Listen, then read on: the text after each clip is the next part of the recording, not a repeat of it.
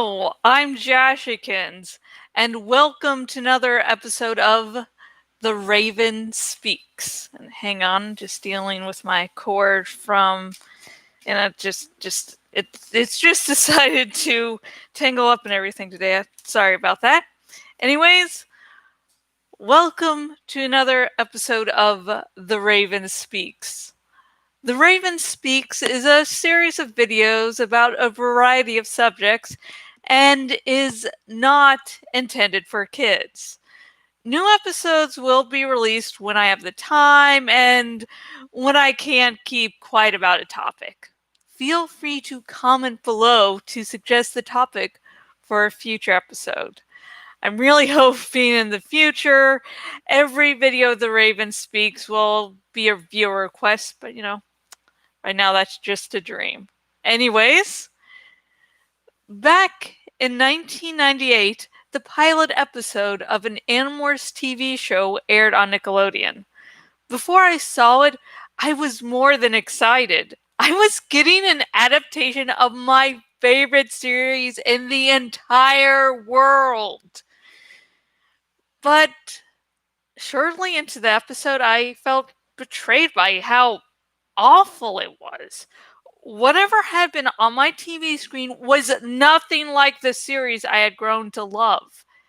After that, I never trusted any adaptation that was announced. I didn't want to be surprised by that level of betrayal ever again. Very recently, a new adaptation of Animorphs was announced. And like the first time, a wave of emotions washed over me. But this time, my wave of emotions was tampered by the memory of the first attempt to adapt the books.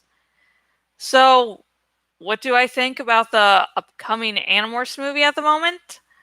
There is a chance it could be really, really awesome, or a dumpster fire.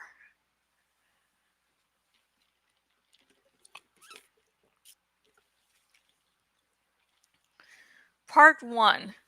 People are strange when adapting books aimed at teens. Adapting a book into a film or show is a difficult task. This due to the fact that books are a different medium than a show or a movie. So something that works in the original book won't work in a movie. Adapting a book intended for young adults, like Animorphs, has a strange difficulty as studios start going all, think of the children! They worry that kids won't be able to handle certain material even when the original series is a bestseller. Have you ever watched the first Hunger Games movie and wondered why there was shaky cam? Well, it was because studios felt that kids wouldn't be able to handle children killing each other in an arena. Even though the first two books of the Hunger Games focused on that aspect, and those books sold extremely well. I didn't read the Hunger Games trilogy when I was a teen, but I know I would have enjoyed them at that age. When I was young, I liked when an author trusted me enough not to talk down to me.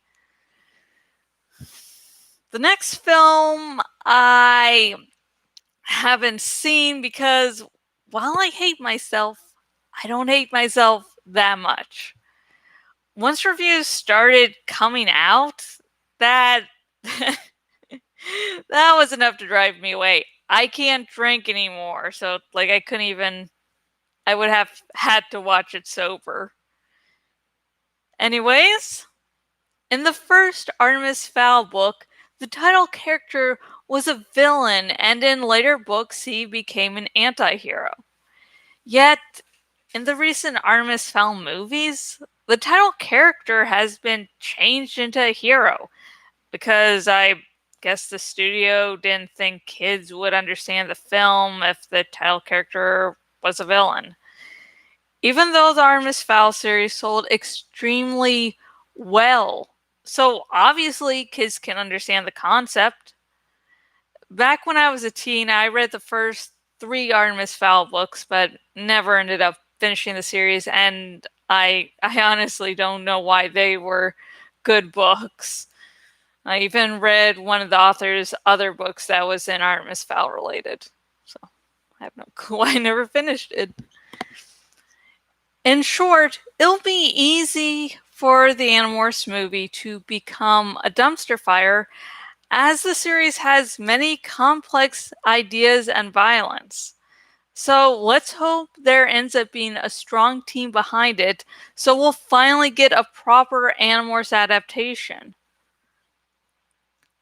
Part 2. The Animorphs movie should be rated R.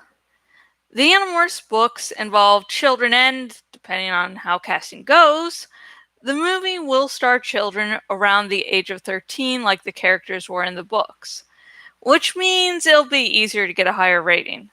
And for those wondering, the R rating is not for sex because the Animorphs are minors and will be played by actors who are minors. Minors who are just starting to have hormones course through their bodies and trying to understand their sexuality. Those minors shouldn't have their childhoods ruined because someone thought the movie needed a sex scene. So, why the R rating? Well, there needs to be an R rating for the gore. Now, some people don't think the gore is important. I do. Plus, some scenes would look awkward if there wasn't that much blood. Plus, think of the taxons! Part 3. But let's be real. The highest rating it'll get is PG-13. While I do have my dreams and fantasies, I am well aware that the Animorphs movie is highly unlikely to have an R rating, and the highest rating it'll get is PG-13 because the whole think of the children mindset. Besides that, PG-13 will also mean the movie can have a wider audience than an R rating would allow. And since Animorphs has a small fan base, the studio will be extremely concerned about getting as many people in to see the movie. That could mean that the studio may be more concerned with a large audience than telling a good story.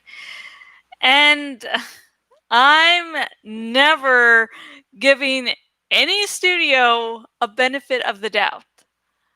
For references, see the Hobbit trilogy and Alien Resurrection, though I do have a soft spot for the latter. I don't want the Animorphs movie to get less than an R rating, but a PG-13 rating doesn't mean the movie will suck. The Hunger Games movies were a great feat in adaptations, after all. Okay,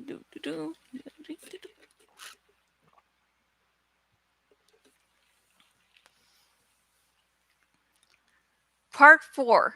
Kay Applegate and Michael Grant are involved. One of my main concerns about any future adaptation was if K.A. Applegate and Michael Grant would be involved. This due to the fact if they're involved, it can lessen the chances of this upcoming Animorphs movie being a disaster. So once I learned that this upcoming Animorphs movie will involve the two main authors of the books, I actually started to allow myself to get excited. But there is a possibility that them being involved is for show and they won't actually be listened to at all.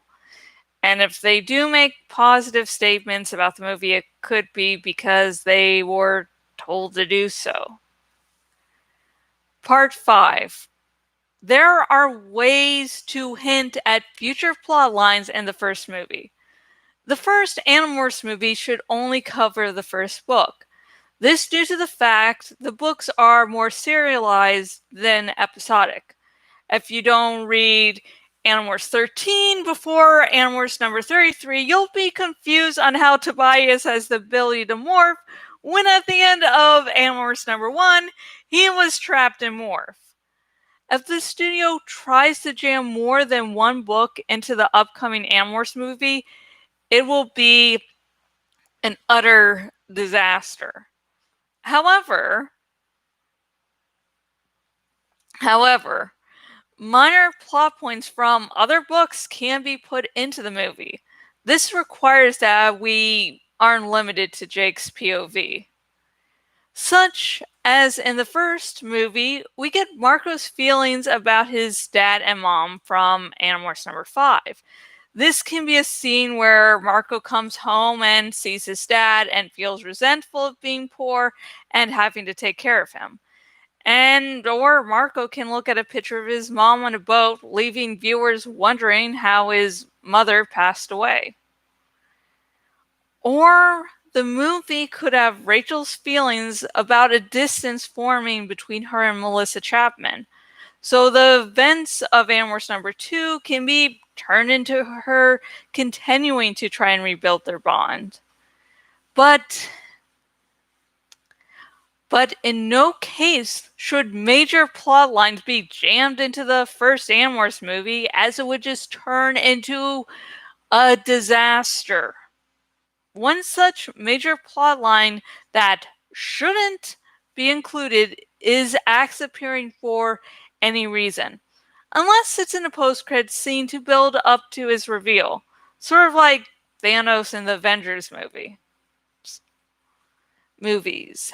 Yeah, okay, yeah, there's more than one Avengers movie, which I should know because I've seen every movie in the MCU.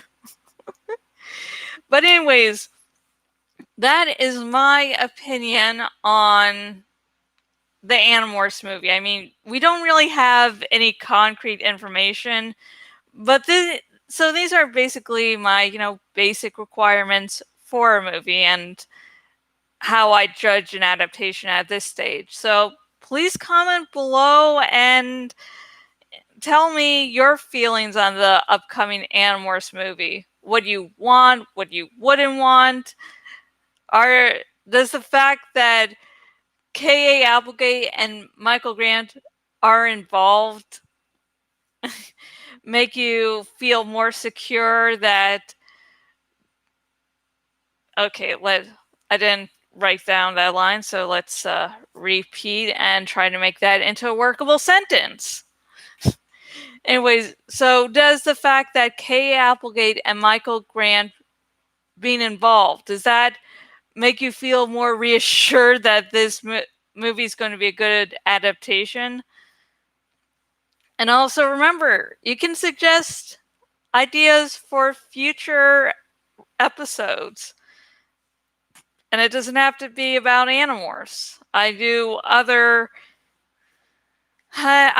actually in other fandoms, if you would believe that. So, and that's it for today. Remember to like this video if you are excited about a new Animorphs movie coming out, and subscribe to this YouTube channel so you don't miss out on any other episodes of The Raven Speaks. And once more information starts getting released, I'll probably make new episodes of The Raven Speaks focusing on my opinions on, the updates. So, hope you're all doing good. And the camera's there, the feed's here, so it's going to look really awkward to everyone watching this because I need to make sure I click the right things. In the future, I'll have a better setup. Probably won't. But we can hope. And bye!